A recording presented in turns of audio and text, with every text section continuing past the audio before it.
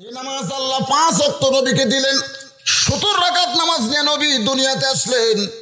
সূর্য উদয়ের আগে 2 রাকাত ফরজ নামাজ, তার নাম হলো ফজর। জোরে কান, তার নাম কি? সূর্য যখন পশ্চিম দিকে হেলে যাবে এমন সময় 4 রাকাত নামাজ জামাতে আদায় করা লাগবে, তার নাম হলো জোহর। সূর্যের পাওয়ার যখন কমে যাবে এমন সময় 4 রাকাত নামাজ, তার নাম হলো আসর। এই মাত্র সূর্য অস্ত গেল, অতি অল্প সময়ের মধ্যে যে নামাজ, তার নাম হলো 3 রাকাত মাগরিব। রাতের রং যখন গাঢ় হয়ে যায় এমন সময় 4 রাকাত নামাজ আদায় করা লাগে, তার নাম হইল এশা। তাহলে সর্বসাকুল্যে কয় রাকাত? 17 রাকাত নামাজ আল্লাহর নবীকে দিলেন এবং বললেন ইন্নাস সালাতা তানহানিল ফাহশাই ওয়াল মুনকার। একমাত্র নামাজই পারে মানুষকে যাবতীয় খারাপি থেকে বাঁচাইয়া দিতে। আপনারা বলেন তো, এই কোরআনে মদ পান করা জায়েজ না হারাম? কথা কয় না, হারাম। বর্তমান অবশ্য একটা আইন করছে যে 21 বছরের বেশি হলে সে যদি মদ পান করবার চায় তাহলে তাকে লাইসেন্স দেওয়া হবে। আর এরকম 100 মদ পানকারী যদি লাইসেন্সকৃত হয় তাহলে ওই জায়গায় একটা মদের দোকানও করার পারমিট দেওয়া যাবে। বর্তমান সরকার কিন্তু মাদক মুক্ত বাংলাদেশ করতে চায়। জোরে কোন কথা ঠিক কি না? আমার এই আইন কেন করতেছে আমার মাথা খেলতেছে না। মাদক মুক্ত বাংলাদেশ করবেন, আবার 21 বছর ছেলের যুবকের বয়স হলে সে আবার মদ পান করার লাইসেন্সও পাবে যদি সে চায়।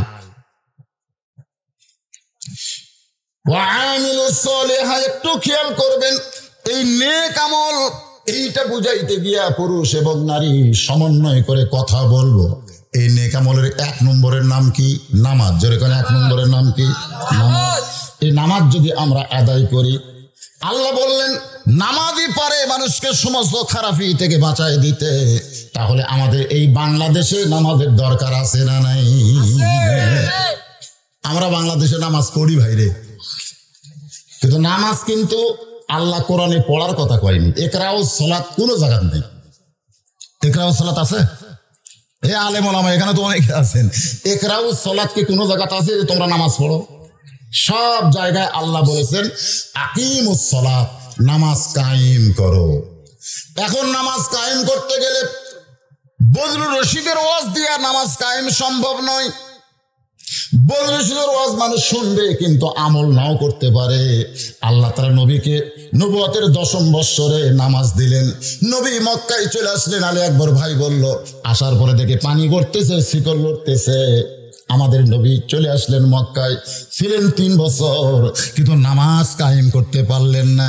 নবী নামাজ পাওয়ার পর 3 বছর মক্কায় ছিলেন, নবী নামাজ কায়েম করতে পারলেন না। কেন পারলেন না? কারণ নবী হলেন ইমাম আর নেতা হলো আবু জেহেল। আবু জেহেল মার্কা নেতা যখন দুনিয়াতে থাকবে আর বজলুর রশিদ মার্কা ইমাম যখন হবে, তখন মানুষ নামাজ পড়বে কিন্তু কাহিন হবে না। 3 বছর নবী নামাজ পড়লেন কিন্তু কায়েম করতে পারলেন না। কায়েম করতে গেলে খালি ইমাম হলে হবে না, নেতাও হওয়া লাগবে। জোরে কোন কি হওয়া লাগবে? তো নেতার নাম হলো আবু জেহেল আর ইমাম হচ্ছে মুহাম্মাদুর রাসূলুল্লাহ সাল্লাল্লাহু আলাইহি সাল্লাম। হলো না? আমাদের নবীর মতন ইমাম দিয়ে নামাজ কায়েম হয়নি রে, যদি ইমাম নেতা না হয়। এই জন্য আল্লাহ নবীকে হিজরত করালেন মদিনায়। মদিনায় যাওয়ার পরে সর্বপ্রথম নবী একটা জামে মসজিদ নির্মাণ করলেন, যার নাম হলো মসজিদে কোবা। জোরেকার নাম কি? মসজিদে কোবা। সর্বপ্রথম যেই নামাজের আযান দেওয়া হয়েছে, মক্কায় কিন্তু নামাজের কোনো আযান দেওয়া হয় নাই, কারণ কায়েমই হয়নি আযান কি। কিন্তু সর্বপ্রথম মদিনায় যেই নামাজের আযান দেওয়া হলো, এই নামাজটা হলো জোহরের নামাজ। জোরেকান কোন নামাজ? লাইলাতুল মিরাজে নবী যখন আল্লাহকে বললেন, আল্লাহ এই জোহরের 4 রাকাত ফরজ নামাজ আদায় করলে আমার উম্মতের লাভ কি? আমাদের নবী নিজের ব্যাপারে আল্লাহর কাছে কোনোদিন হাত তোলে নাই। নবীর 23 বছরের জীবনে নবুয়তের পরে আপনি দেখবেন যাচাই করে, নবী নিজের জন্য কোনোদিন বলে নাই। যতবার হাত তুলেছেন ততবার বলেছেন, আল্লাহ আমার উম্মাতিনীর কি হবে? সুবহানাল্লাহ কবেন না? এটা নিয়ে আমাদের নবী কোনোদিনই চিন্তা করেন।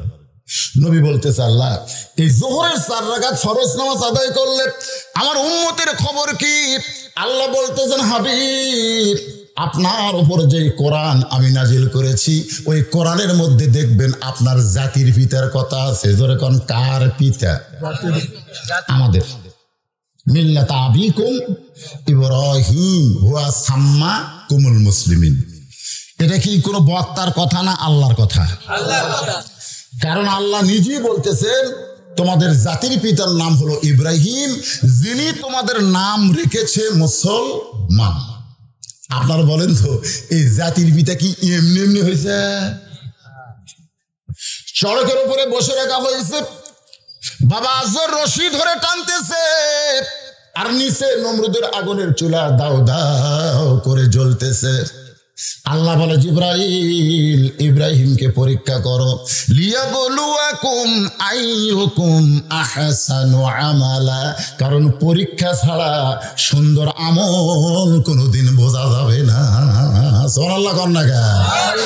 এখানে আলোচনা হচ্ছে আমিলুস সলিহা, নেক আমল। ফেরেশতা জিবরাইল এসে দেখে ইব্রাহিম নবী কাঁদতেছে। জিবরাইল বলে কাঁদবেন না, আল্লাহ আমাকে 600 পাকা দিয়েছে, একটা পাকার বাতাস দিব, আগুনের চুলা সাগরের মধ্যে গিয়ে নিভে যাবে। যদি আপনি চান তাহলে এখনই বাতাস দেওয়া শুরু হবে। সঙ্গে সঙ্গে আমাদের জাতির পিতা বললেন জিবরাইল কোন সৃষ্টির কাছে সাহায্য চাওয়া হারাম, সাহায্য চাইতে হলে স্রষ্টার কাছেই কেবলমাত্র চাইতে হবে। কোন সৃষ্টির কাছে সাহায্য চাওয়া কথা কয় না কেন? হারাম হারাম বোঝেন না? হারাম বোঝেন না? আমার দয়াল বাবার দরবারেতে কেউ ফিরে না খালি হাতে। বাবা বড় বিপদে পড়ছি বাবা, এক বলাই হারাম, বলাই হারাম। কারণ বিপদের কথা বলতে হবে কাকে? আরো জোরে বলেন আল্লাহকে। আমাদের জাতির পিতা ফেরেশতা জিবরাইলকে বলতেছে তওবা কর, তওবা কর। জিবরাইল কয় আল্লাহ এক পরীক্ষা করবে সে আমার তওবা করা লাগবে? কোন সৃষ্টির কাছে জিবরাইল তুমি হলো সৃষ্টি, তুমি আমাকে চেনো? আমার বাবাকে তুমি সেজদা করছে। সুবহানাল্লাহ দেখেন ইব্রাহিম নবীর আদি বাবার নাম কি? আদম আলাইহিস সালাম সেজদা করছে কে? ফেরেশতারা। তুমি জিবরাইল তার মধ্যে ছিল না? কইছিলাম। তা তুমি আমার বাপকে সেজদা করে তুমি আমাকে সাহায্য করবে? হাসবি আল্লাহু নিমাল ওয়াকিল পড়েন, হাসবি আল্লাহু নিমাল ওয়াকিল অনিমাল মাওলা অনিমান নাসির। আগুনের চুলার মধ্যে পড়তেছে কুল্লা ইয়ানারু কুনি বারদান ওয়া সালামান আলা ইব্রাহিম। আগুন শান্তির বাগান হয়ে গেল। আগুন যখন শান্তির বাগান পায়, শুকরিয়া তার হযরত ইব্রাহিম 4 রাকাত নামাজ আদায় করে। ওই 4 রাকাত নামাজ আল্লাহর এতই ভালো লাগছে, আল্লাহ বলে হাবিব গো ইব্রাহিম নবীর 4 রাকাত নামাজ আমি যত্ন করে রাইখা দিয়েছি। আজকে লাইলাতুল মিরাজে আপনার উম্মতের জন্য যোহরের 4 রাকাত ফরজ হিসেবে দিয়ে দিলাম। আপনার উম্মতেরা যোহরের 4 রাকাত যখন জামাতের সঙ্গে আদায় করবে, ইব্রাহিম নবীর সমপরিমাণ সওয়াব আমি আল্লাহ দিয়া দিব। লিল্লাহি তাকবীর।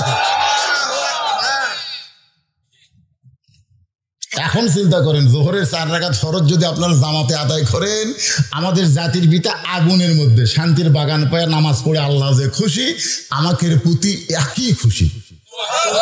তাহলে সুবহানাল্লাহ করে হবে না, যোহর পড়া লাগবে।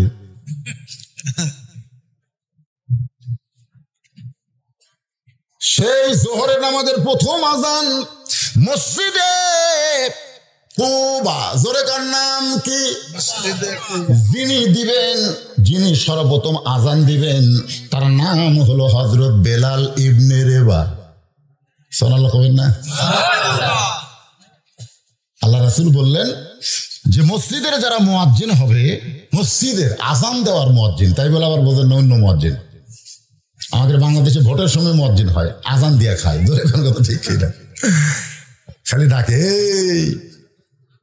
এলাকার মেম্বার চেয়ারম্যান চাই মানে চা খাবি, তার নামও কিন্তু ডাকা, ডাকিয়ে খাওয়া। জোরে কোন কি করে খাওয়া? ডাকিয়ে খাওয়া। আল্লাহ নবী বলেছেন মুয়াজ্জিনের মাথা সবচাইতে উপরে থাকবে, সব চাইতে। শুধু মাথা উপরে থাকবে না, আল্লাহ কুদরতি হাত দিয়া মুয়াজ্জিনের মাথায় এমন একটা টুপি পরায় দিবে, যে টুপিটা পূর্ণিমার চাঁদের মতন আলো দিবে। সঙ্গে সঙ্গে আবু বকর রাদিয়াল্লাহু বলে, রাসূলুল্লাহ আমি মুয়াজ্জিন হবার চাই, আমি মুয়াজ্জিন হবার চাই হুজুর, এই মুয়াজ্জিনের দায়িত্ব আমাকে দেন। রাসূল বললেন, ইজলিস ইয়া আবু বকর, বসো, মুয়াজ্জিন হবার চাই, বসো। আবু বকর বসে চিন্তা করে, কে রে, একটা মুয়াজ্জিন হওয়ার মতন যোগ্যতা আমার নাই, আমি হবার চাইলাম। রাসূল কয় ইজলিস, ইজলিস মানে কি আমর, বসো। আমরের সিগা আদেশ করলেন, বসো। আবু বকর মনে মনে চিন্তা করে, একটি মুয়াজ্জিন হওয়ার যোগ্যতা কি আমার নাই? যেই নবীর সঙ্গে গাড়ে সুরে আমি একত্র ছিলাম, যেই নবীকে সাপ কামড়াবার দেই নাই, আমার দেহের মধ্যে সাপের কামড় নিয়েছি, যেই নবীর জন্য মাসের পর মাস আমি রাত্র জাগরণ করেছি, আজকে সেই নবী এত দামি মুয়াজ্জিনের পোস্টটা আমাকে দিল না, আমাকে বসায় দিল। ওমর ফারুক বলে, ইয়া রাসূলুল্লাহ আবু বকরের গলা হলো ম্যানমেনা গলা, ওই ম্যানমেনা গলা দিয়ে আযান দিবে, মুসল্লি শুনতে পাবে না, আমি একটু মুয়াজ্জিন হবার চাই। সঙ্গে সঙ্গে রাসূল বললেন, ইজলিস, বস। ওর ঘরে কি কয়, মুয়াজ্জিন খুব জোরে কণ্ঠে আযান দেওয়া লাগবে, আবু বকরের কণ্ঠ হলো ম্যানমেনা। ম্যানমেনা বলছেন না, আজকে আমাদের বাংলাদেশে ম্যানমেনা মুয়াজ্জিন আছে না? আমার এলাকায় থাকে মুয়াজ্জিন, আল্লাহু আকবার, আল্লাহু আকবার। আমি কইলাম, কে চাচা, আব্বা কি? বাজান দাঁত নেই বাজান, আল্লাহ উচ্চারণ করো, এটা তো দাঁত লাগবে, আমার তো দাঁত নেই, এই জন্য আব্বা হয়ে যায়। তাই কইলাম, আপনি দায়িত্ব নিলেন কেন?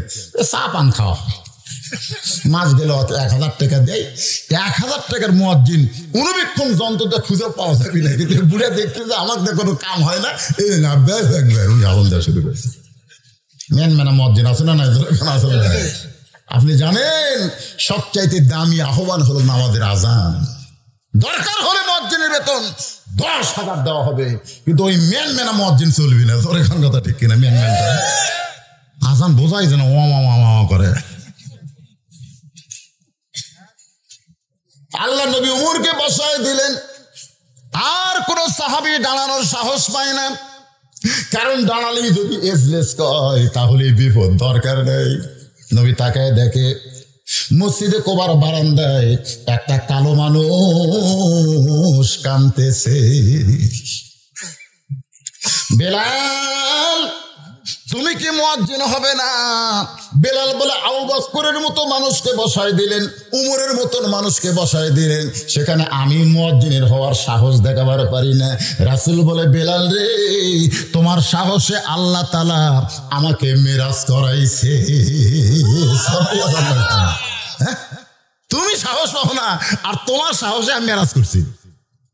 যখন ফেরেশতা জিবরাইল কইল, নবী গো আপনি একলা যান, আমার যাওয়ার আর ক্ষমতা নাই, এখানে বর্ডার এলাকা, এখান থেকে আপনাকে একলা যাওয়া লাগবে। আল্লাহ রাসূল বলে, বেলাল আমি যখন একা একা রওনা দিলাম, আমি চিন্তা করলাম আল্লাহর আরশে যাইতে কতক্ষণ লাগবে, এই নিঃসঙ্গ পথে আমার সঙ্গে কে? এমন সময় দেখি তুমি আমার সামনে দিয়ে হাঁটতেছো। আমি নবী চমকে গেলাম, এই দুনিয়ার বেলাল কোত্থেকে আসলো? আল্লাহ তোমাকে এত ভালোবাসে বেলাল, আমার আগে দিয়া তোমারে খরম পায়ে হাঁটায় আছে। হাই বেলাল, এই কোন আমল করো, যে আমল করার কারণে তুমি বেলাল আছো দুনিয়ায়, আর আল্লাহর আরশে তোমার প্রতিচ্ছবি দেখা যায়। বেলাল বলে, নবী গো আমার একটাই মাত্র আমল, আমি যখন অজু যাই সঙ্গে সঙ্গে অজু করি, ওই ডিটল দিয়া স্যাভলন দিয়ে আমার হাত ধোয়ার দরকার নাই। নিজের শরীর পবিত্র রাখার জন্যে অজু যাবার সঙ্গে সঙ্গে আমি আবার পবিত্রতা অর্জন করি। আজকে সরকার কয় যে ঘন ঘন হাত ধো, হাত ধুলে করোনা হবি না। স্যাভলন বলতেছে 99%, স্যাভলন দিয়ে যদি হাত ধন জীবাণু 99% ধ্বংস হবে, ডিটল দিয়ে যদি হাত ধন 99%, লাইফ বয় দিয়ে হাত ধুলে 99%। আমি 3 কিনলাম, যে 3 দিয়ে ধমো দেখি 3 99 কত হয়। আরে পাগলারা, উলে দিয়ে হাত ধোয়া লাগবে না। সরকারের আইন করা দরকার ছিল, দৈনিক 5 বার ওযু করে 5 ওয়াক্ত নামাজ পড়ো, করোনা তোমাদের হাত দিয়ে যাওয়ার পারবে না। ধরে কোন কথা ঠিক কিনা? আপনারা বলেন তো, ওযুর চাইতে পবিত্র কিছু আছে? যেই পবিত্রতা হযরত বেলাল অর্জন করার কারণে আল্লাহর আরশের আগে নবীর সঙ্গে আল্লাহ তার দেখা করায় দিয়েছে। ধরে কোন সুবহানাল্লাহ। বেলাল কোন সাহাবী মুয়াজ্জিন চাইলে হবে না, যিনি আযানের মালিক তিনি আসমান থেকে সেট করে দিয়েছে। ও বেলাল, সর্বপ্রথম মুয়াজ্জিন আল্লাহ তোমাকে নির্ধারণ করেছে। সমস্ত সাহাবী গিয়ে বেলালের কাছে দাঁড়ায় বলতেছে, রাসূলুল্লাহ, বেলাল এমন কি আমল করলো যে আমল করার কারণে আমাদের কোন সাহাবীকে আল্লাহ মুয়াজ্জিন পছন্দ করলো না, বেলালকে পছন্দ করলো। ওয়া আমিলুস সালিহা, বেলাল এমন কি নেক আমল করেছে? আল্লাহ নবী বলেন, সাহাবীরা তোমরা সবাই জিহ্বা বের করো। সমস্ত সাহাবী জিহ্বা বের করেছে। আল্লাহ নবী বলে, বেলাল তোমার জিহ্বাটা বের করো। হযরত বেলাল যখন জিহ্বা বের করেছে, তখন মদিনার অনেক সাহাবী বলে, কালোর মতো কি যেন দেখা যায়। নবী কান্দের বলে, সাহাবীরা রে, শুধুমাত্র ঈমান গ্রহণ করার অপরাধে ওই মক্কার কাফেরেরা বেলালের জিহ্বার মধ্যে পেরেক ঢুকাইছে। শুধুমাত্র ঈমান গ্রহণ করার অপরাধে বেলালের জিহ্বার ভিতরে পেরেক ঢুকাইছে।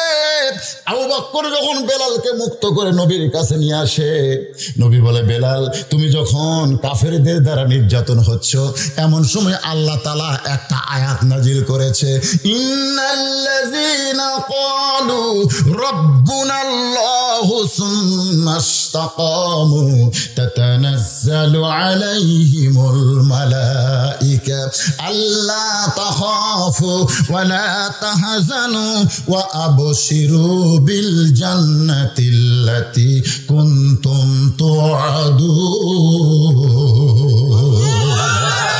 বেলাল, আল্লাহ তোমার জন্য কোরআন নাজিল করে বলেছে, কোনো ভয় নাই, কোনো চিন্তা নাই। বেলাল দুনিয়া থেকে যাওয়ার সঙ্গে সঙ্গে আমি আল্লাহ তাআলা 8টা জান্নাতের দরজা খুলে দিব।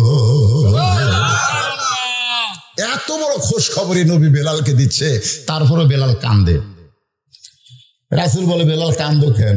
বলে, হুজুর আপনি যে খবর দিলেন এটা হলো মরার পরের খবর। এটা কি বেঁচে থাকার খবর না মরার পরে? কারণ আপনি যে জান্নাতের খবর দিলেন, আপনি বলেন তো এটা আমি কখন পাবো?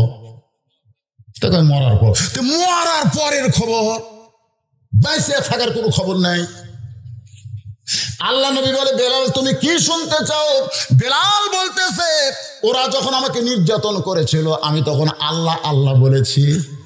ওগো নবী, আমার কলিজা শান্তি পায় আল্লাহর সাথে হু আকবার যদি যোগ করে একবার আল্লাহু আকবার যেন ধ্বনি দিবার পারি।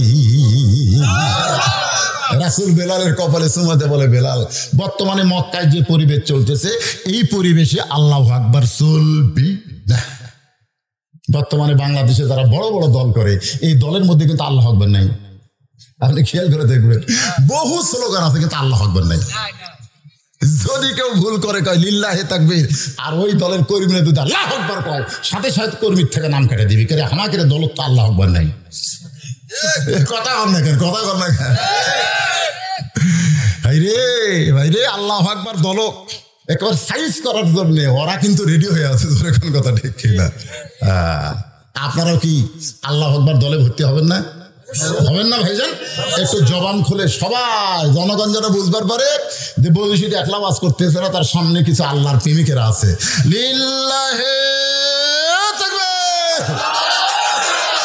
আল্লাহর নবী বললেন, বেলাল যেদিন আল্লাহু আকবার বলার পরিবেশ হবে সেই দিন সর্বপ্রথম তুমি আল্লাহু আকবরের মিছিল করবে। সবচাইতে বড় মিছিলের নাম হলো আযান। সুবহানাল্লাহ। প্রত্যেক গ্রামে গ্রামে শুরু হয় না ফজরের সময়? কিন্তু বেনামাজিগুলো আয় হায়, ওরা কয় আজান শেষ হচ্ছে না, এটি শেষ হতে পারে উত্তর পাড়ার থেকে শুরু করলো। ওই শুনবি না ভাই, আজান শুনবে না, আজানের শব্দ খুব খারাপ লাগে। এদিন ল্যাপ তুলে মাথার উপর দিছে, ল্যাপ মাথার উপর দিলে এখন পাও যে বের হয়, এখন পাও টানা বুকের কাছে থসে। ফেরেশতাকে আল্লাহ, ওরা আগাও নেই পাছাও নেই, কি হলো? ল্যাপ টানতে দেখেন ল্যাপের মধ্যে ওর সাইজ আর সকালবেলা সাইড ঠিবে কুত্তের সাইজ, একই সাইজ। এখন কুত্তে যদি আমার কয় হুজুর বেনামাজিকে আপনি কুত্তের সাথে তুলনা দিলেন কেন? আমি কুত্তা হওয়ার পারি কিন্তু বেনামাজি না, বেনামাজি আমার চাইতেও খারাপ। এই জন্য আল্লাহ কোরআনে বলেছেন সুম্মা রাদাদনাহু আসফালা সাফিলিন। এরা এত নিকৃষ্ট, পশুর চাইতেও জঘন্য। যারা বেনামাজি এরা পশুর চাইতেও খারাপ। কথা কয় না, কথা কয় না, এখন কথা কয়। এখানে অনেক আল্লাহর বান্দা বসে আছে যারা এসব নামাজ পড়েনি, এরকম নাই? কারণ আছে না নাই?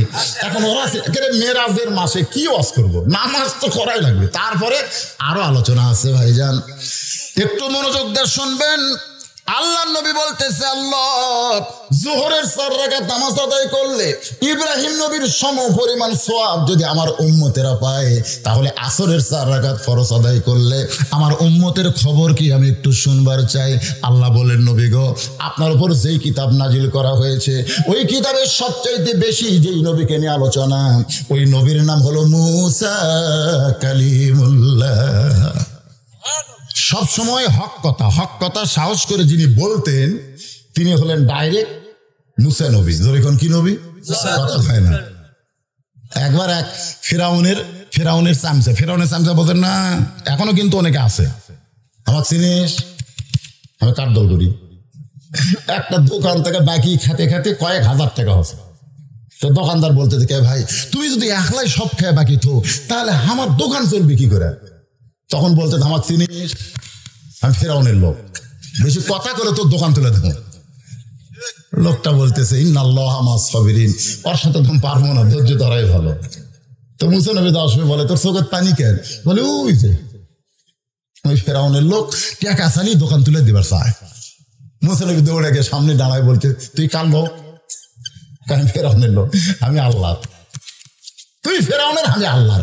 এই কয়ে মারছে চর, চর মারার সাথে সাথে এই শালা মরছে, মরাই ডাইরেক্ট আজরাইলকেও চর মারছিল, চোখের মুড়ি উল্টে গেছে।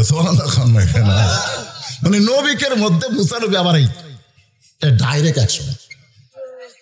যখন কি অ্যাকশন? Direct action. সেই মুসা নবীকে 3 দিক থেকে ঘেরাও করেছে। একদিকে সাগর। ফেরাউন বলে মুসা তোর আর পলানোর কোনো জায়গা নাই, কোন দিকে যাবি? সামনে দিয়ে সাগর দেখা যায়। মুসা বলতেছে আল্লাহ 3 দিকে ফেরাউন, একদিকে সাগর, আমি কি করব? আল্লাহ বলতেছেন নাসরুম মিনাল্লাহি ওয়া ফাতুহুন করিব ওয়া বাশশিরিল মুমিনিন। আমি সাগরকে রাস্তা করে দিলাম। মুসা নবীর জন্য আল্লাহ সাগরকে রাস্তা করে দেয়। ওই সাগরের মাঝ পয়েন্টে গিয়া সাঙ্গ পাঙ্গদের বলে যে আল্লাহ দরিয়া রাস্তা বানাই দিল, সেই আল্লাহর শুকরিয়া তান, আমরা 4 রাকাত নামাজ আদায় করব। মুসা নবী তার সঙ্গীদের নিয়ে সাগরের তলদেশে 4 রাকাত নামাজ আদায় করে। ওই 4 রাকাত নামাজ আল্লাহর এতই ভালো লাগে, আল্লাহ বলে নবী গো ওই মুসা নবীর 4 রাকাত নামাজ আমি যত্ন করে রাইখা দিয়েছি। আজকে লাইলাতুল মিরাজে আপনার উম্মতের জন্য আমি আসরের 4 রাকাত হিসেবে দিয়ে দিলাম। আপনার উম্মতেরা আসরের 4 রাকাত নামাজ যখন জামাতে আদায় করবে, মুসা নবীর সমপরিমাণ সওয়াব আমি আল্লাহ দিয়া দিব। লিল্লাহি তাকবীর। নবী কয় আল্লাহ রে, আপনি যে ফজিলত বয়ান করতেছেন, আমি আমার উম্মতের কাছে এই ফজিলত যদি শোনাই, আমার বিশ্বাস আমার কোন উম্মত জীবন থাকতে জোহর আসর বাদ দিবে না। আমার কোন উম্মত, নবী কিন্তু বলেছে আমার কোন উম্মত জীবন থাকা অবস্থায় জোহর আসর বাদ দিবে না। আমার উম্মত যারা নামাজ পড়ে না এরা কার উম্মত? দেখেন আপনি কিন্তু খারিজ হয়ে গেছেন। আপনি যখনই বেনামাজি তখন আপনি উম্মত থাকা খারিজ। যতই খতিয়ান পড়ছা, যতই লাড়েন, কাম হবি না, খারিজ। খারিজ বোঝেন? এই যুবকেরা একটু মনোযোগ দিয়ে শুনবা। আল্লাহ নবী বললেন আল্লাহ গো, মাগরিবের 3 রাকাত বেজর নামাজ আদায় করলে আমার উম্মতের উপরে আপনি কেমন খুশি হবেন? সুবহানাল্লাহ খান। নবীর আগ্রহ বাড়তিছে না কমতিছে? মাগরিবের 3 রাকাত নামাজ আদায় করলে আপনি আমার উম্মতের প্রতি কেমন খুশি হবেন? আল্লাহ ডাকতে বলে, হাবিব, আপনার উপর যেই কিতাব নাজিল করেছি ওই কিতাবের মধ্যে সবচাইতে সুন্দর একটা ঘটনা, যেই ঘটনাকে আমি আল্লাহ বলেছি আহসানুল কসাস। আছে না নাই? আহসানুল কসাস মানে কি? সবচাইতে উত্তম কাহিনী। আল্লাহর কাছে এই ঘটনা ভালো লাগছে। ইয়াকুব নবী বাস করিতেন কেনানে, সবার চাইতে ভালোবাসতেন ইউসুফকে। একটা গজলের এক লাইন শুনে দিলাম। ইয়াকুব নবী, জোরে কোন নবী? ইয়াকুব নবী। বাবা আদম থেকে আমাদের নবী পর্যন্ত সমস্ত নবীরা কমপক্ষে 2টা বিয়ে করছে। কয়টা? কমপক্ষে। তো নবী যদি আপনি মানেন তো নবীর বউ তো একটা লয়, আমাকে একটা। এখন আপনারা মনে করবেন যে হুজুর কি আমাকে বিয়ে করবার করছে নাকি? না না, বিয়ে করার কথা বলতেছেন। আমাদের আদি বাবা এক বউ। জোরে কোন কয় বউ? এখন পর্যন্ত একটা নবী বিয়ে করে নাই। যেই নবী 4র্থ আসমানে, নাম হলো ঈসা নবী। জোরে কোন কি নবী? আদম একটা বিয়ে করছে আর ঈসা নবী বিয়েই করে নাই। ঈসা নবী বিবাহ করবে। এই দুনিয়াতে আসার পরে বিশাল একটা যুদ্ধ হবে, যে যুদ্ধের নাম রাসূল বলেছেন মালহামা। জোরে কোন কি নাম? বর্তমানে রাশিয়া ইউক্রেনকে ধ্বংস করার জন্য চেষ্টা করতেছে। এই ইউক্রেন রাশিয়ার যুদ্ধ দিয়েই কিন্তু ভাইজান গোটা বিশ্ব যুদ্ধ শুরু হয়ে যাবে। সেই যুদ্ধের মধ্যে আমরা পড়তে পারি। এই যুদ্ধে 1/3 মানে 16 আনার 12 আনা মারা যাবে। সেই যুদ্ধ শুরু হইয়া গেছে। আপনারা মনে করতেছেন আরো বহুদিন, আর সময় নাই ভাই রে। কিন্তু যেদিন ডাক পড়িবে কবর মাঝে যাইতে, জোগাড় কিছু করছো বন্ধু তার মাঝে বিছাইতে। দরজাল শুরু হবে ইসরায়েল থেকে। সেই দরজাল ঈসা নবীর হাতে হত্যা হবে। আমার আল্লাহ তাআলা গোটা পৃথিবী আবার মুসলমানের পায়ের তলায় দিয়া দিবে। সুবহানাল্লাহ না খান। দেখবার না পারলেও আশা করার দরকার আছে না নাই? আশা করেন। আল্লাহ রাসূল বলেছেন মান সাআলাল্লাহু তাআলা আশ-শাহাদাতা বিসিদকিন বাল্লাগাহুল্লাহু মানাজিলাশ শুহাদা ওয়া মাতা আলা ফিরাশিহি। রাওয়াহুল বুখারী কিতাবুল মাগাজি। বুখারী শরীফের কিতাবুল মাগাজি অধ্যায় আছে। যদি কোন আল্লাহর বান্দা শাহাদতের তামান্না নিয়ে আল্লাহ রাস্তায় কাজ করে, ওই মাতা আলা ফিরাশিহি, সে যদি নিজের বিছানায় মৃত্যুবরণ করে, বাল্লাগাহুল্লাহু মানাজিলাশ শুহাদা, হাসরের ময়দানে আল্লাহ তাকে শহীদদের কাতারে দাঁড় করাইয়া দিবে। তাহলে আমাদের চেষ্টা করার দরকার আছে না নাই? দরকার আছে না নাই? শুরু কিন্তু হয়ে গেছে। পারমাণবিক বোমা এখন শুরু হয়ে যাবে। ভাইজান কোন বোমা কোনো কিছু আল্লাহর হুকুমের বাহিরে নয়। জোরে কোন ঠিক? সাব্বিহু লাহু মা ফিস সামাওয়াতি ওয়াল আরদ। আসমান এবং জমিনের মধ্যে যা কিছু আছে সব তাসবিহ আদায় করে কার? তাহলে পারমাণবিক বোমার মধ্যে যে অণুপরমাণু আছে এগুলা কার তাসবিহ পড়তেছে? এই জন্য আল্লাহ কালে মুসলমানক বাঁচাবি, আর বাদ বাকি যেটা আছে মুনাফিক, ইহুদি, খ্রিস্টান সব। এখন মুসলমান কারা? আমরা কার মধ্যে আছি? মুসলমানের দাবির মধ্যে আছি। দাবি প্রকৃত মুসলমান ঠিক কিনা? এই সূরা আসরের আলোচনা একটু মনোযোগ দিয়ে শুনবেন। 2য় চ্যাপ্টারের কথা হচ্ছে ওয়া আমিলুস সালিহাত। এই চ্যাপ্টারের ভিতরে আমি মাগরিবের নামাজ নিয়ে আইছি। ইয়াকুব নবী 2 বিয়ে করেছেন। জোরে কোন কয়টা? 2টা। এক বইয়ের পেট থেকে আল্লাহ 10টা সন্তান দিছে, আর এক বিবির পেট থেকে 2টা সন্তান দিছে। ইয়াকুব নবী নির্জনে বসে আল্লাহর কাছে বলতেছে, আল্লাহ আমি নবী হয়ে জন্ম দিলাম, আমার 2টা সন্তান এত ভালো, আর এই 10টা কেন এত খারাপ হয়ে গেল? আমি নবী হয়ে জন্ম দিলাম, 2টা ভালো 10টা কেন খারাপ হলো? আল্লাহ ডাক দেবে, ইয়াকুব, সন্তান ভালো মন্দ হওয়ার পেছনে তোমার কোনো দোষ নাই। সন্তান ভালো মন্দ হয় মায়ের কারণে। তোমার যে 2টা সন্তান ভালো, এই 2টা সন্তানের মা ভালো। তোমার যে 10টা সন্তান খারাপ, এই 10টা সন্তানের মা খারাপ। কথা কয় না, মা খারাপ। এখন আমার মায়েরা পর্দার অন্তর আছে না নাই? যেখানে আছে না নাই? হ্যাঁ, এখন তো পর্দার অন্তরে বসে আছে। আমার মায়েরা চিন্তা করেন, কষ্ট পাবেন না মা। ইয়াজিদ একটা মায়ের সন্তান, আবার হুসাইনও একটা মায়ের সন্তান। যেখানে কথা ঠিক কিনা? 2টাই কিন্তু মায়ের সন্তান। এখন হোসেনের মা আর ইয়াজিদের মা, এই 2টা মায়ের জীবনে আপনারা পড়বেন, ইয়াজিদ এত খারাপ কেন হলো আর হোসেন এত ভালো কেন হলো? এইটা জানার জন্য বাপের ইতিহাস পড়ার দরকার নাই, জানার জন্য মাকে জানতে হবে। সুবহানাল্লাহ। রাসূল মদিনায় গিয়ে ফাতেমার বাড়িতে হাসতেছে। ফাতেমা বলে, বাবা হঠাৎ বাড়িতে ঢুকে হাসেন কেন? আল্লাহ রাসূল বলে, ফাতেমা, হাসার কারণ হলো আল্লাহ তোমাকে খাতুনে জান্নাত ডিগ্রি দিয়েছে। কি ডিগ্রি? ফাতেমার তো সেই হাসি, কি কোন বাবা, জান্নাতি নারীদের নেত্রী আমি? বলে, হ্যাঁ, আল্লাহ তোমাকে এই বিশাল ডিগ্রি দিয়েছে।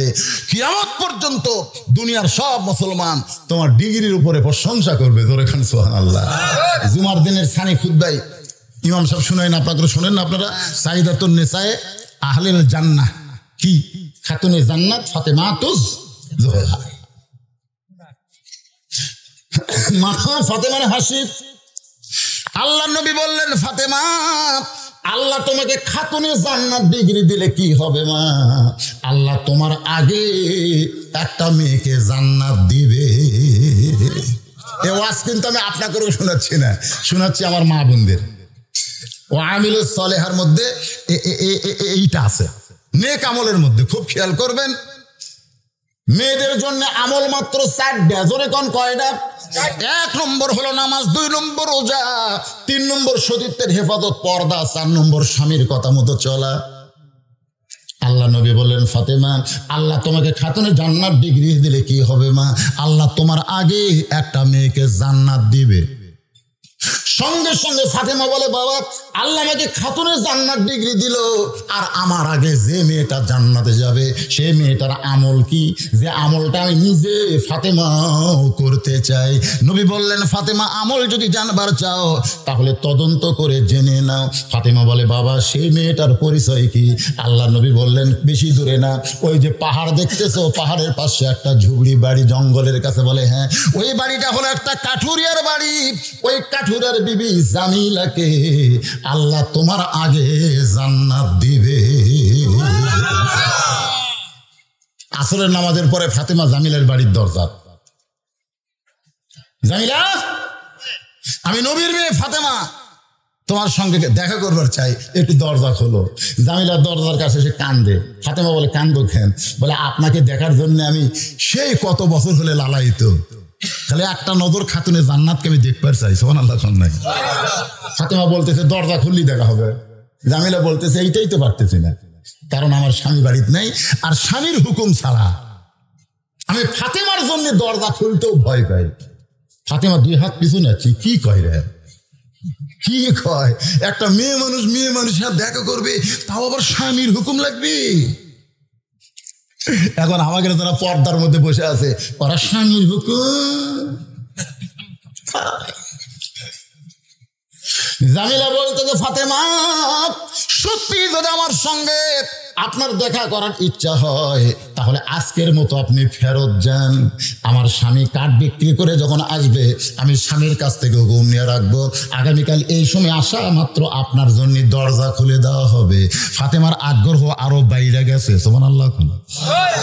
যে মেয়েটা স্বামীর হুকুম ছাড়া ফাতেমাকে দরজা থেকে ফিরে দেয়, এর ঘরের মধ্যে এমন কি আমল আছে?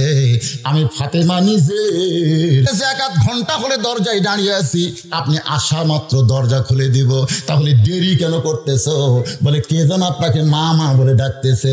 ওই বাচ্চা নিয়ে যদি ঢুকতে চান তাহলে আজকের মতো আপনি ফেরত যান, কারণ আমার স্বামী শুধু আপনার ব্যাপারে দরজা খুলতে বলেছে, আপনি অন্য কাউরে নিয়ে আসলে আমি দরজা খুলতে পারবো না।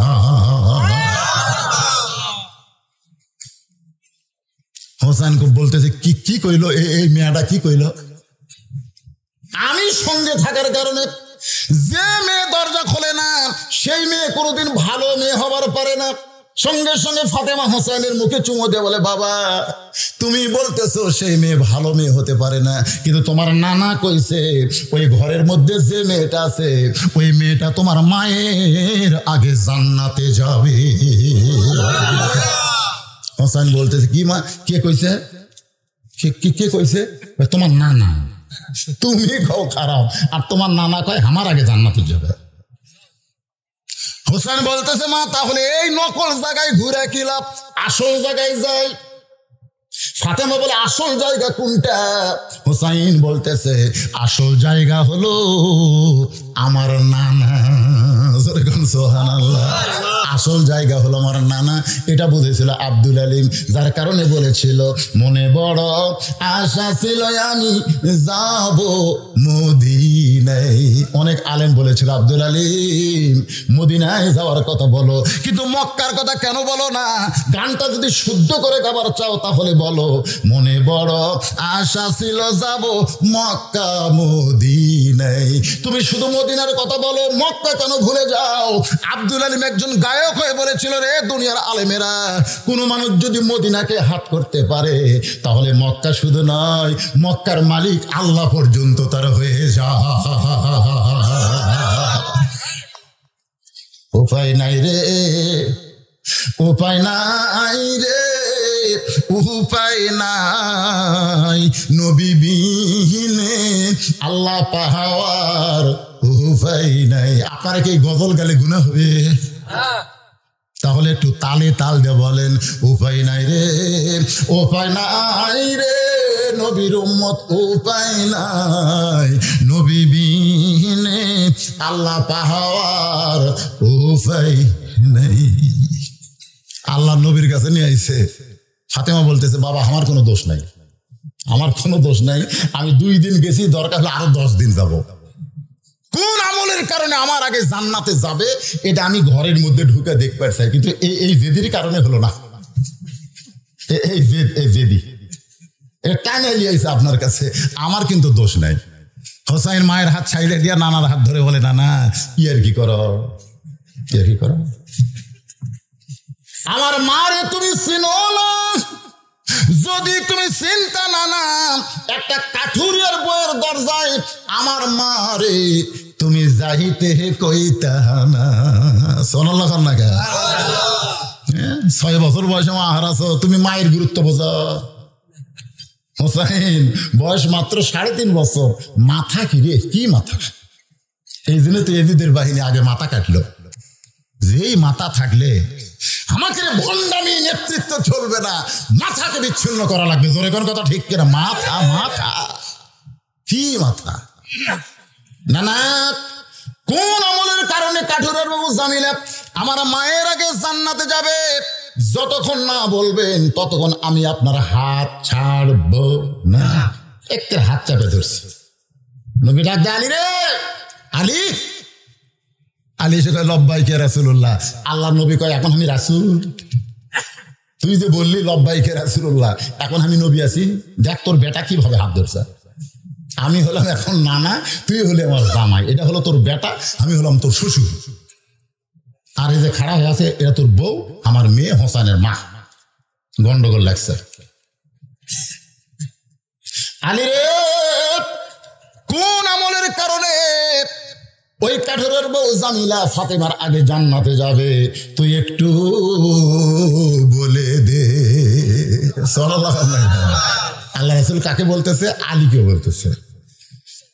আলী বলতেছে হোসেন ভালোই করছে। কে আগে জান্নাতে যাবে কে পরে যাবে এটা বলার কি দরকার? এটা পুরুষ মানুষকে আপনি বলেন আবু বকর 1 নম্বর, উমর 2 নম্বর, ওসমান 3 নম্বর, আলী 4 নম্বর, একটা মরদের মন খারাপ হবে না, কারণ পুরুষ মানুষ খালি জানে জান্নাত তালি হলো, জোরে কোন কথা ঠিক কিনা? কিন্তু মেয়ে মানুষকে এই কথা কেন কইছে? কারণ মেয়ে মানুষের হিংসা বেশি। একজন মেয়ে মানুষ প্রধানমন্ত্রী হলে আর একটা মরে গেল আর বিদেশের ডাক্তারও দেখতে দিবি না, জোরে কোন কথা ঠিক? তুই পোষে আমার কি হিংসা রে ভাই? উই কি আর জীবনে ক্ষমতা থাকতে পারবি? আপনি কোন উইকার ক্ষমতা থাকতে পারবি? শরীর গেছে, বয়স হয়ে গেছে, যে কোনো সময় মরবি, তারপরে দরখাস্ত লিখছে বিদেশে একটু চিকিৎসা করবার চাইতে হবি না? করছে আমি কি আইনের উপর হাত বাড়াবো? মনে হয় যে আইনের উপর হাত বাড়াই না। রে এই বুঝতেছেন আমার কথা? বুঝতেছে? এইটা ফাতেমার বলা কি দরকার? কি আগে জান্নাত যাক পরে যাক, জান্নাত তালি হলো, জোরে কোন কথা ঠিক কিনা? আমাদের কথা কি আমরা কি আগে চাই? তালি হলো। এই জন্য আমরা দোয়া করি আল্লাহুম্মা ইন্না নাসালুকাল জান্নাতা ওয়া নাউযু বিকা মিনান নার। সুবহানাল্লাহ বলেন। নবী বলে আলী তাহলে বলো, গন্ডগোল মীমাংসা করা লাগবে। আলী বলতে যে হুজুর আপনি কিন্তু নিষেধ করেছিলেন, আজকে যখন বলতেছেন তাহলে বলবো। ফাতেমা বলতেছে যদি আপনি জানেন তাহলে বলেন না কেন? আলী বলতেছে ফাতেমা তোমার কি মনে আছে একদিন দুপুর বেলায় তুমি আমাকে ঘরের মধ্যে নিয়ে গেলে, গিয়ে বলতেছো গো স্বামী হাসান হোসেন ক্ষুধার জ্বালায় কাঁদতেছে, আমি জানি আপনার পকেটে কোনো পয়সা নাই, ঘরেও কিছু খাবার নাই, এখন হাসান হোসেনের কান্না বন্ধ করতে হবে কি দিয়া? আমি মা নিরুপায়, এই জন্য গোপনে আপনাকে একটা ওন্না দিয়া দিলাম, এই ওন্নাটা বিক্রি করে যেই টাকা হবে সেই টাকা দিয়া আজকে হাসান হোসেনের জন্য খাবার নিয়ে আসবেন। আলী বলে ফাতেমা তোমার ওন্নাটা সঙ্গে সঙ্গে আমি জামার পকেটের মধ্যে ঢুকাইলাম, জামার পকেটে নিয়ে বাজার ওন্না বিক্রি করতে যাব, কিন্তু আমার বিবেক বলে আলী ওন্না বের করে যদি বিক্রি করতে চাও আর বাজারের লোকেরা যদি খরিদ্দার হয়ে বলে ওন্না কার, তুমি যদি বলো ওন্না আমার বউ ফাতেমার, তখন খরিদ্দার মনে মনে চিন্তা করবে স্বামী যখন বইয়ের জিনিস বেচা খায় এই স্বামী হলো দুর্বল স্বামী। ধরে কোন কি স্বামী? আপনারা বলেন তো আলী কি দুর্বল? আলী আসাদুল্লাহিল গালিব, আলী হচ্ছে দিন গালিবের ব্যাপারে আল্লাহর সিংহ। ধরে কোন সুবহানাল্লাহ।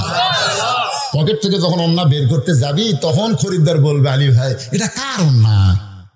যদি বলো আমার বউ ফাতেমার ওন্না, তখন খরিদ্দার মনে মনে কবি রে আলী খুব দুর্বল হয়ে গেছে রে, কামাই কাজি নাই, বইয়ের জিনিস বেচা খাচ্ছে। জোরে কোন ঠিক কিনা?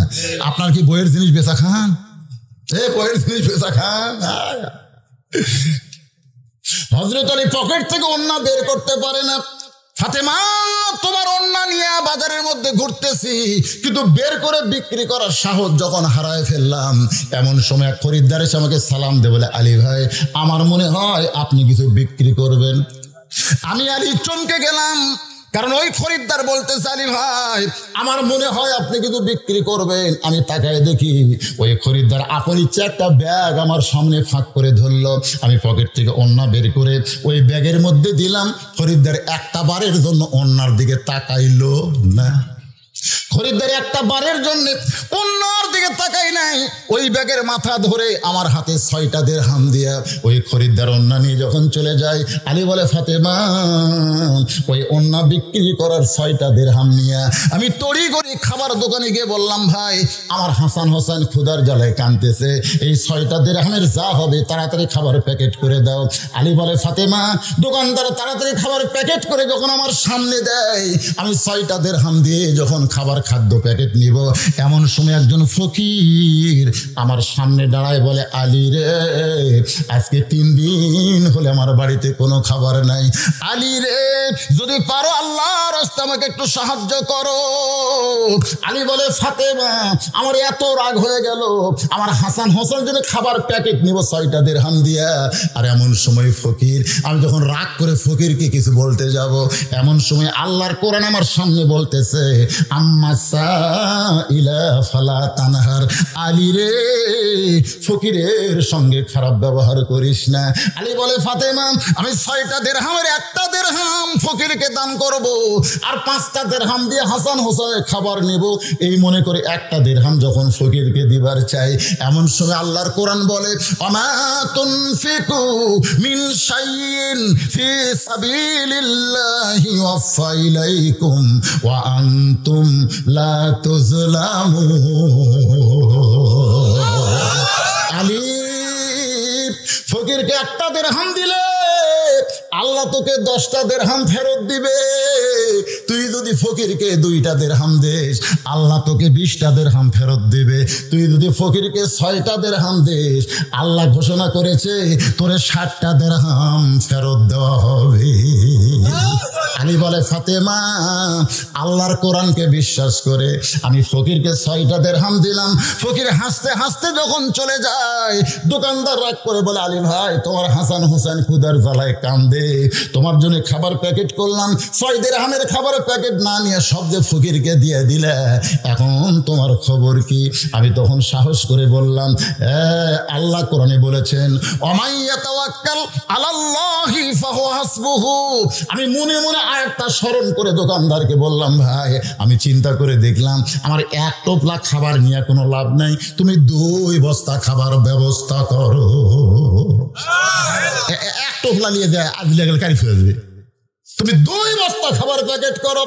আলী বলে, ফাতেমা, দোকানদারকে 2 বস্তা খাবার প্যাকেট করার কথা বলে আমি বাজারের মধ্যে ঘুরতেছিলাম, আর মনে মনে কইলাম, আল্লাহ তোমার কোরআন কইছে 1 দিরহাম দিলে 10 দিরহাম দিবে, 6 দিরহাম দিলাম, দেখি তুমি কি করো। আমার ইমানের বলে যখন ঘুরতেছি, এমন সময় দেখি একটা লোক উট নিয়ে বাজারে আসতেছে, আমার দিকে তাকায় বলে, আলী ভাই, উটটা কিনবা নাকি? আমি কইলাম, এমটি পকেট, 1 টাকাও পকেটে নাই। উটালা বলতেছে, 100 দিরহামে বাকি নেন, বিক্রি করে আপনি টাকা দিবেন, এটাও কি আপনি পারবেন না? আলী বলে, ফাতেমা, ওই বাকি নেওয়ার কথা শুনে 100 দিরহাম দিয়ে উটটা নিলাম। উটটা নিয়ে যেই মাত্র উটের বাজারে গেছি, এমন সময় চারিদিক থেকে খরিদ্দার আমাকে বলে, আলী ভাই, কবে থেকে উটের ব্যবসা শুরু করলেন? কারণ দুনিয়ার সব মুসলমান আলীরে চিনে কি চিনে না, ধরে কোন চিনে কি চিনে না। কবে থেকে উটের ব্যবসা শুরু করলেন? কত দাম নেবেন? আলী বলতে, তোমরাই কও। একজন খরিদ্দার বলে, দামটা যদি শুনতে চান তাহলে কানটা আমার মুখের কাছে দেন। হয়তো আলী যখন খরিদ্দারের মুখের কাছে কানটা দেয়, এমন সময় খরিদ্দার বলতেছে, 160 দিরহাম। কয় দিরহাম? আলী বলে, ফাতেমা, 160 দিরহাম দিয়ে উটটা বিক্রি করে বাকি পরিশোধ করলাম 100 দিরহাম, আর ওই 60টা দিরহাম নিয়ে আমি দোকানদারের কাছে গেলাম। ভাইজান, খবর কি? বলে, 2 বস্তা খাবার প্যাকেট করছি, দাম কত? বলে, 60 দিরহাম দিলেই চলবে। আমি 60টা দিরহাম দিয়ে 2 বস্তা খাবার নিয়ে যখন বাড়ির দরজায়, তুমি জানলা দিয়ে দেখি দরজা বন্ধ করে দিলে। আমি বললাম, ফাতেমা, দরজা খোলো। তুমি যখন দরজা বন্ধ করে দিয়ে বললা, স্বামী গো, একটা অন্য বিক্রি করে টাকা দিয়া বড় জোর 1 টোপলা খাবার হবে। 2 বস্তা খাবার কোথায় পাইলেন যতক্ষণ না বলবেন, ততক্ষণ আমি ফাতেমা দরজা খুলবো না। আমার হাসান হোসেন না খাইয়া মরা যাবে, আমি ফাতেমাও খাবো না। কিন্তু কোথা থেকে 2 বস্তা খাবার পাইলেন না বলা পর্যন্ত দরজা খুলব। আজকে প্রত্যেকটা বউ ইচ্ছা করলে তার স্বামীকে ভালো করতে পারবে, পারবে কি পারবে? প্রতিদিন ব্যাগ ভরে ইলিশ দিয়ে আসে, নিয়ে আসে, সে নিয়ে আসে। কোনোদিন বউ কয় না, কে গো, তোমার বেতন কত? এত খরচের টাকা কোথায় পাও? তুমি কি ঘুষ খাও? কি কোন কর পারে কি পারে না? ধরে পারে, একটা বউ করে না। বউয়ের মুখ মারার জন্য সোনার মালা বানা দেয়, বালা বানা দেয়। বউ কয়, তোমার যখন এত টাকা, তাহলে আমি আর ভিয়াতপুর থাকবো না, আমি সিংড়া বাসা করবো। মাস গেলে তুই 10,000 টাকা বেতন পাস, তুই সিংড়া বাসা করতে করবো। স্বামী কয়, আল্লাহ শুকুর আদায় করো, যে হারে কামাই হচ্ছে, অসুবিধা না। এই শালা বউগুলা যদি ভালো হয়, স্বামীগুলা ভালো হতে বাধ্য হবে। তোর কোন কথা দেখতে না, খালি কয় আরো চাই, আরো চাই। কি করবি? 12,000 টাকা বেতন, আর খালি খাই খাই খাই খাই। ফাতেমা বলতেছে, 2 বস্তা খাবার কোথায় পাইলেন? যতক্ষণ না বলবেন ততক্ষণ আমি দরজা খুলবো। আলী বলতেছে, ফাতেমা, আমার সামনে তখন আল্লাহর কোরআন এসে বলতেছে, আর রিজালু কাওয়ামুনা আলান নিসা, পুরুষ হবে নারীর উপরে। জোরে কোন সুবহানাল্লাহ। আলী বললেন, ফাতেমা দরজা খোলো। ফাতেমা বলতেছে, খুলবো না। আলী বলতেছে, বলবো না, আগে দরজা খোলো, খুললেই আমি বলবো। ফাতেমা বলতেছে, আগে বলো, তারপর আমি খুলবো। সুবহানাল্লাহ। মানে 2 জনে জেদি। দুই ধরে দিদি। আলী বলতেছে আগে দরজা খোলো তারপরে বলবো। ফাতেমা বলতেছে আগে বলো তারপরে দরজা খুলবো।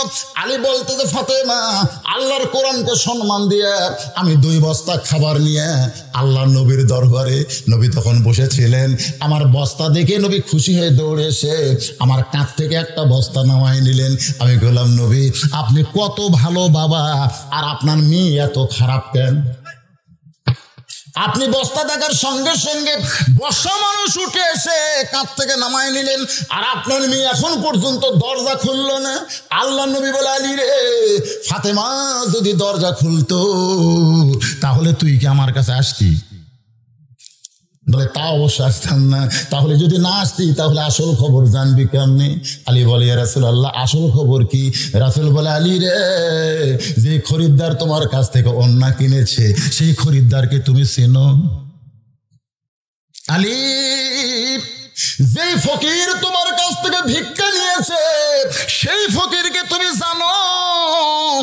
যে উটলা তোমার কাছে উট বিক্রি করলো আবার খরিদ্দার হয়ে কে কিনলো এ বিষয় কি তোমার জানা আছে? আলী বলতেছেন আল্লাহর নবী, আল্লাহ এবং নবী ভালো জানে। কি হয়েছে? খাতা কলম কি হলো বাবা?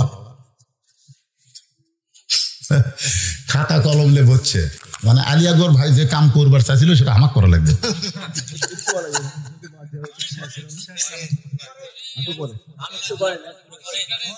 আমার ওয়াজ আবার আপনাকে ভালো লাগলো না কবে? কিন্তু শোনেন, আমি কিন্তু প্রত্যেকটা মাহফিল এখানে যতবার আসছি একটা মারে আসছি, জোরে খান কথা ঠিক কিনা, একটা মারে আসি আর আমার তুলে দেয় 10টার পর। এটা আজকে কিন্তু এটা উল্টা হয়ে গেছে, এটি মারে আর একটি দেওয়া লাগবে। সেই জন্য সকাল সকালে এসেছি, আমারে তুলে দিবেন 9টায়, একটানা 3 ঘন্টা 12টা ওয়াজ শুনে কলজা শান্তি করে আমি সবাই বিদায় নেবো। তোর কোন ঠিক তুলে দিল 10টা 18, আমার ঘড়ি দেখাচ্ছে দিন।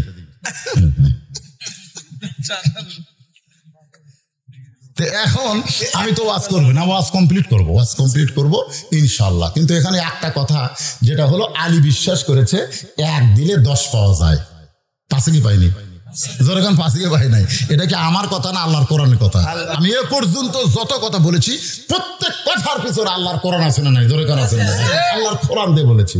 তো তাহলে আলী যদি বিশ্বাস করে গিয়ে যদি ফকিরকে 6 দিরহাম দিয়ে 7 দিরহাম পায়, তাহলে আপনারা কারা কারা এই কোরআনকে বিশ্বাস করছেন? আল্লাহ একটু হাত দেখেন তো দেখি লিল্লাহি তাকবীর, হাত নামান। এখন আপনাদের পকেটে যদি 100 থাকে, আপনারা আগামীকালে 1000 পাবেন। যদি 1000 থাকে, আগামীকাল 10 গুণ 10,000 পাবেন। হয়তো বলবেন হুজুর সত্যিটাই, সত্যি বিশ্বাস করেন।